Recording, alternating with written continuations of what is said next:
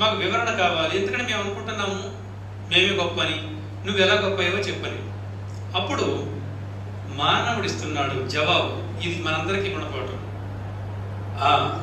మీకు వచ్చినటువంటి సందేహం కరెక్టే, దాన్ని నేను మీకు ఆ సందేహాన్ని నివృత్తి చేస్తాను, గమనించండి. మానవుడు అంటే ఎవరో తెలుసా?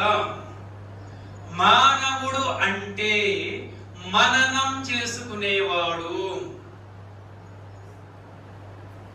ఎవరండి మానవుడు అంటే? మననం చేసుకునేవాడు. ఏమిటి? తప్పేమిటో ఒప్పేమిటో, మంచేమిటో చెడేమిటో, పాపమేమిటో పుణ్యమేమిటో మననం చేసుకునేవాడు మానవుడు. ఇది మీకుందా? అప్పుడు ఆ 4 జంతువులు కూడా కరెక్టే, ఇది మాకు లేదు.